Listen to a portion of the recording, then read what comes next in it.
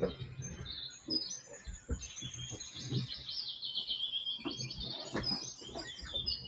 afternoon, everybody. How are you? Yeah, this is Dr. Rao. I just found a couple of hours before my next meeting. So I'm waiting for him. As I wait for him, I thought I will come and chit chat and whatever.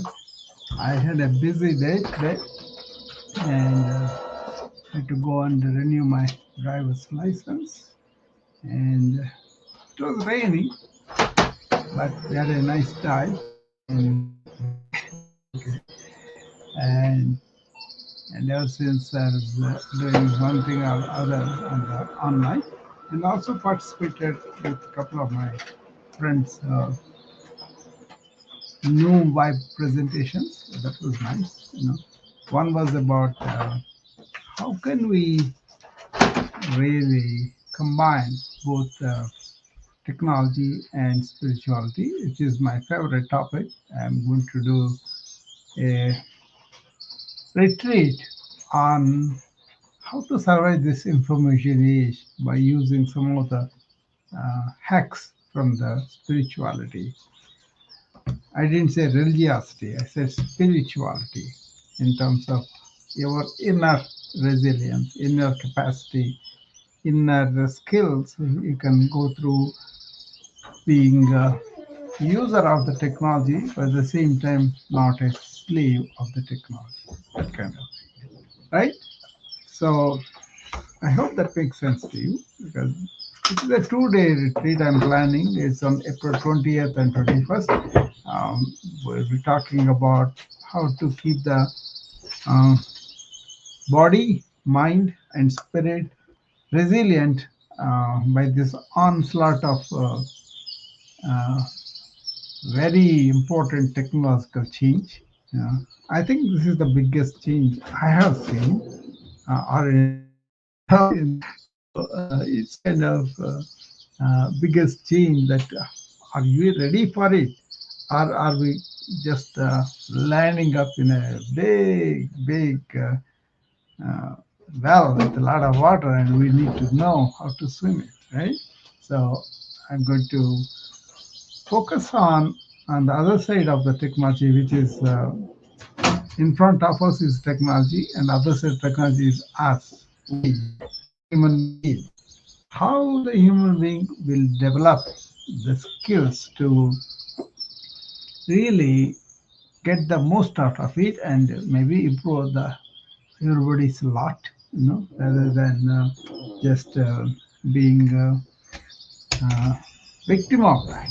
See, that's my thing. Is I think you can get victim if you are just immersed and think that technology is going to make your being better.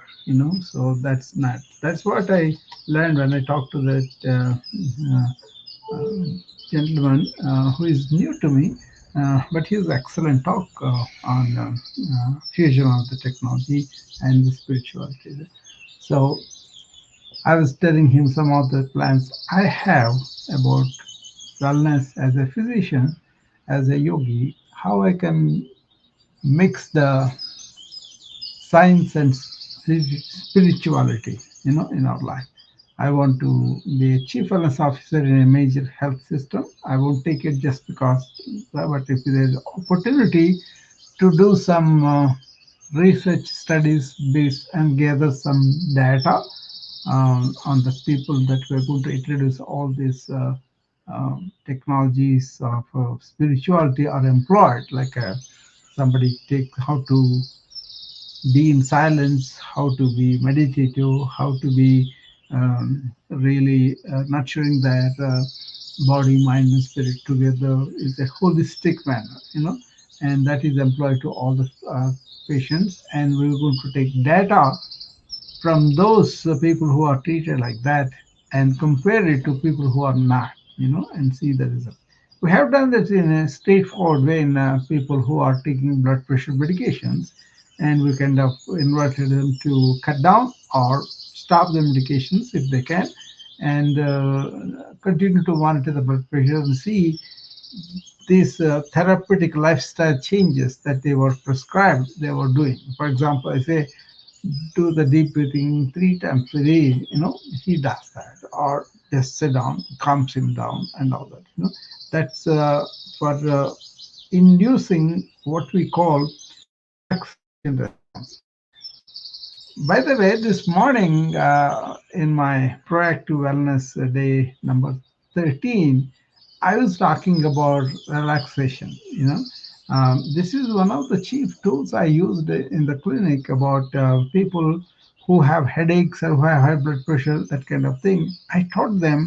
Uh, who is that? Herbert Benson. Yeah, Herbert Benson. He's a cardiologist from Harvard, and he learned mantra yoga, which is repeating the same word. It doesn't have to be religiously significant. It could be if it means to you, but otherwise you can just the exercise involves staying put, closing eyes, and repeat one word again and again and again to the degree where it becomes uh,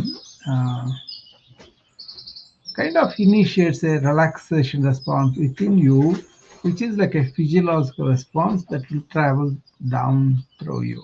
And you feel so relaxed that your blood pressure is kind of shows normalization or decrease. The most important thing is what we call rate of rise of blood pressure. That means the blood pressure is 130 and he hears something that aggravates him, and the blood pressure goes very very high to 170, 180. The rate is very quick. That is when you have the opportunity to suffer a cardiac event, either a stroke or a you know heart attack. These things can happen when the rate of rise is very abrupt. So we kind of teach them to practice this relaxation response induction by sitting down and doing only one word several times. The key is being focused on that word. That is the mantra japa. They give you a mantra because you revere your God, your guru, or whatever. You have lot of respect to him, so you will be stationed only on that, and then you won't allow any other thoughts come in. So there is some hour that you dedicate for yourself, for your inner mental health. You are doing this mantra yoga, right? That's what was the relaxation expert. Herbert Benson introduced this, and it was a small book. The book name is also Relaxation Response. It grew into a big institution. The whole thing is a relaxation response institution. It's a big deal, right? I'm very happy to prescribe that to many of my patients because it is something they can understand. It doesn't have any religious intonations. It is more like a simple process that they can employ in their life, and then getting the blood pressure low. It's not very glamorous. It's not like a medication or surgery or anything, but it's a simple lifestyle change that people were able to do. And I was always referring that to me. I gave the book to them, and they studied that, and they didn't have to know that it came from mantra yoga, and they didn't have to really say like a mantra or just calming their mind. By the way, the children can be taught very easily this kind of thing. So in the schools that I worked with, I suggested them to have a periodic calm down, cool down period. Okay, if you introduce very young kids, those kids really took to it, and then the moment that hour came, they knew this is like a wind down time, calm downing time, cool off. So and they were able to do that, and then it became a habit for them, and they were able to come off their highs and come down, which was very good coping mechanism for them. It's like any other reflex. You teach them toilet training. You teach them how to handle anger. You teach them how to be friendly and not too aggressive with your fellow students. Anything like that. This can be taught very early, and people knows there is a time to be active. There is a time to wind down. If you can only inculcate that in your life every day. It doesn't matter how much technology you are using, how much inundated with the data, so you could um, really recruit that relaxation response to your aid. I think that came out very well. Recruit relaxation response by eliciting a quicker and quicker and quicker. As you practice so many weeks and months, that response becomes solidified. So, okay, neuroplasticity again. Okay, training the brain to think certain way, and that kind of part of the brain will be solidified and then are strengthened so that it is there upon your command, right? And then think of it, it will come, right? Once you have enough practice. So maybe decide like each time I eat a meal, breakfast, lunch or dinner, people do prayer like that. You do this, you know, relaxation response inducing word. You could choose any word that you like, and then you can say that again and again, and that will induce. Okay. So I didn't mention this morning, so I'm reiterating here. So there are so many things I talked about, but this is another thing you can add to armamentorium of how you relax. It's a funny thing having armamentorium for a few days. But what I'm saying is there are tools to get to that relaxation state. Okay. So anybody wants to come up, you're welcome to come up and tell me what you did today and what are things we can learn, or any questions of anything that we are talking about in the proactive wellness or in my evening room. I think I'm going to use this room for that feedback, or or add, or really question something. That will be ongoing learning for many people. I would like to do that. So we don't build up a community, I think, because for me, everybody is okay. So I don't have to have certain people only follow me. I just present my life experiences, my insights, and they could be good for some people. It may be not needed for some people. They're already at that stage, which is fine. Okay.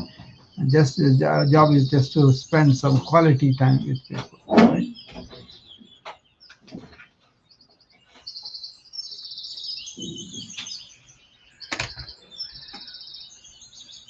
Oh, Akeem.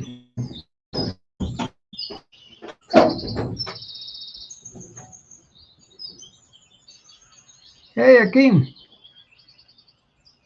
Hey, Dr. Rao. How are you? I'm doing well. How are you doing? I am great. I'm great. So tell me what's going on. Oh, I'm just taking a drive right now. I was just at a park, Okay. and I hear all of the wonderful birds where you're at singing and Yeah. chirping. Yeah. Isn't it nice? Yeah. Yeah. I hope they're not too loud. I mean, it's pretty loud, but I can still hear you speaking just fine. I mean, it's Okay. actually nice. I like the way it sounds. Yeah.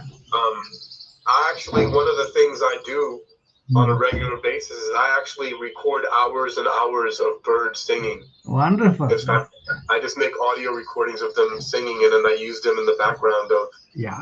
of a lot of my different recordings that I make.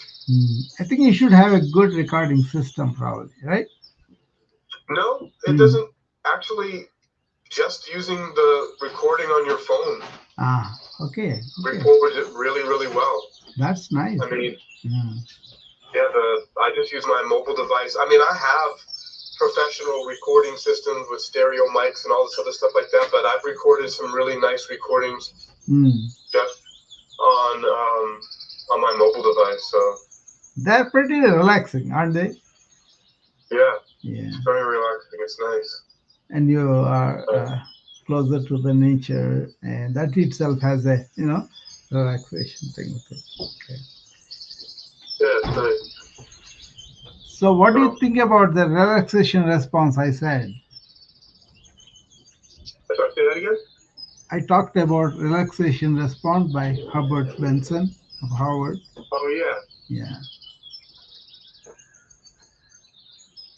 Herbert Spencer is a classic. He's yeah, been it's classic. around for a while. Yeah, since I parties, I I think. don't really. Yeah, Yeah, yeah, since parties.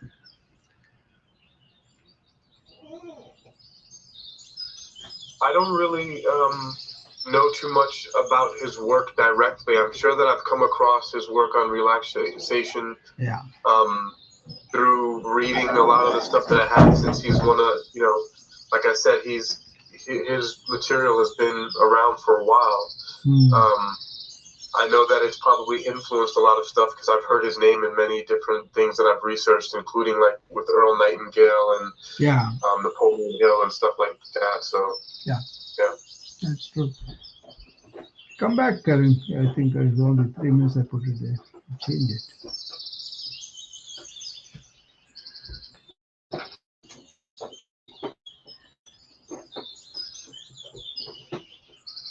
You see, the background of that mantra yoga is obviously thousands of years ago. But if you study it, what's happening with these people who are doing the mantra?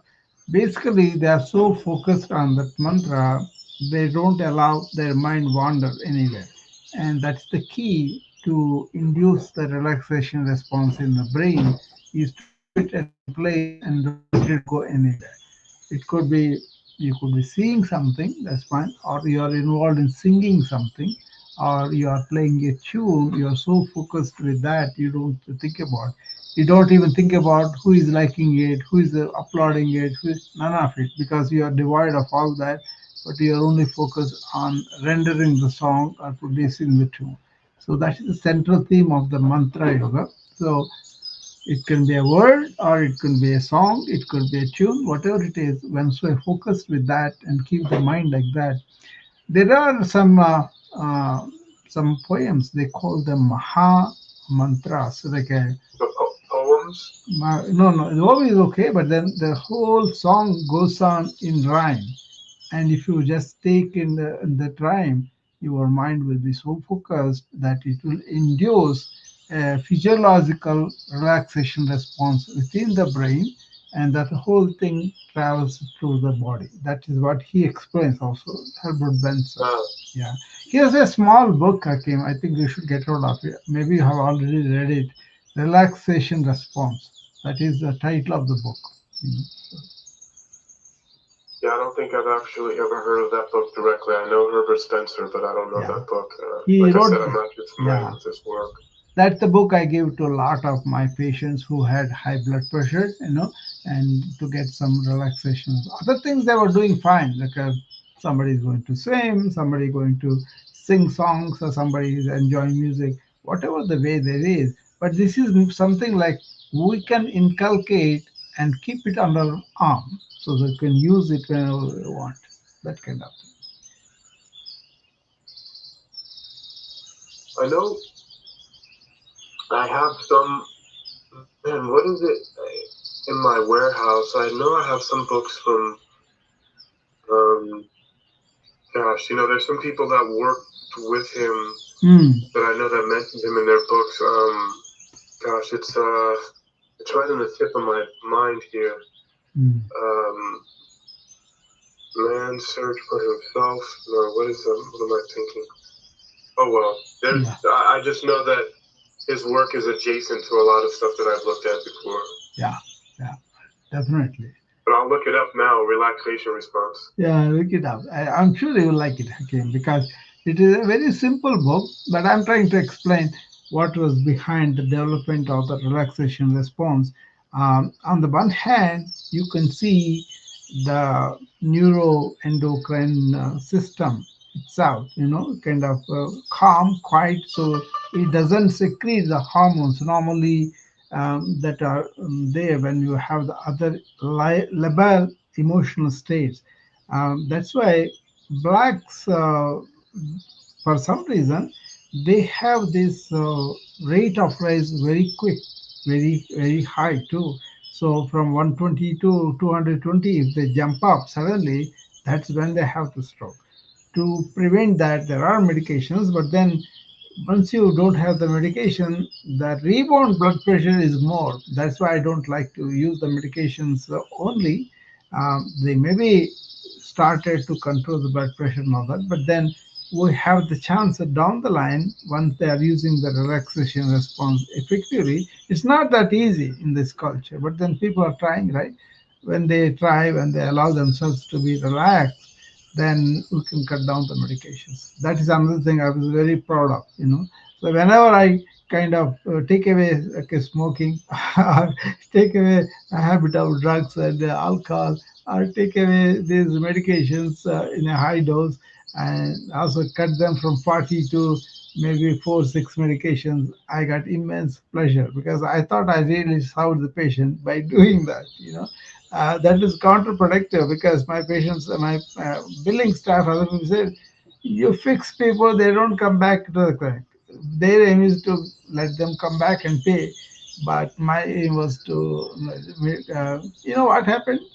The people who got that kind of fix or cure or whatever, it's not completely cured, but it is controlled very well. They went and brought more patients. So in that way, I got more patients, and the revenue did not suffer because of that. But it's always a good practice anywhere. Good business is always brings more business, and in my viewpoint, medicine should be like that, it's not I fought the system about this revenue basis, and most of them I was on my own. That's why I survived that. Otherwise they would have kicked me out to the groups and other places where I'm not producing the enough revenue that they want, right?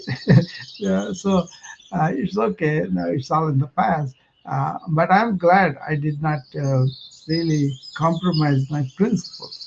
Somehow something really. I was always against that treating patients as number or just a case to make money on. I hated that. I still hate that in the system. So because I was on my own, I was able to survive. But I had a good rapport with my patients, and that was real. That appreciation, that understanding, that was all real. Um, that, but there are some people who are really addicted to the medications. They will not believe. I don't have to do any work. Just give me some pill, and I'll get better. That's your job to get better, So those people did not want to do this homework that I gave, or did not want to really forego the medications because to think I'm sick is more for them than getting better. So, what can we do? Some people end up in these habits which are detrimental to them, but they don't want to get over that feeling, right? They always want to play victims. They always want to play I'm sick and all that. Some diseases are like that, right? Anyway, that kind of relaxation you can practice even in the middle of busy activity, where you say, okay, I'm going to allot some time for my self-care. That involves maybe half an hour, 40 minutes in the morning, and also while I'm working, I make sure that I'm not going to too many mental reactions, emotional reactions, and try to remember I will respond to this challenge without psychologically, mentally reacting, right? And the lesser ego you have, the better it is for you. Then you come back home and then allot some time to unwind, to really relax in your own way. It could be reading a paper, it could be start watching news without reacting mentally. That is a danger with the TV, though. I had patients who were Bears fans. I'm also a Bears fan forever. When the games get tight, when they are in the fourth quarter, very intense, right? My one patient used to come to me and say, Doc, I cannot stay in the fourth quarter. I have to get out of here. Give me some medication so that I won't have that anxiety. And that guy was on the anxiety pills forever. And but even then, he could not watch the fourth quarter. It's his tenth. He used to work out. So after all, this is a game. What is the big deal? But then their fans are like that, right? And I also enjoy like a fan. I want the team to win and all that. But I used to remember this is just a game. I don't want to get so wound up, tight, tension, right? Uh, so people lose sight of that sometimes. And then this neuroendocrine reactive mechanism so overwhelming they cannot do anything except to take a vacation. Okay, so watch that. These kind of relaxation responses, having a lifestyle where you are really serious about the important things, but the small things are laugh it off. Just take it easy. That will be good. Okay. Anybody else wants to come up, or we can close the discussion? Good. Before I receive that call. So I think, yeah, around three, right? Now, okay. All right. I will see you again. Thank you. And be relaxed. Enjoy life. Thank you. Bye.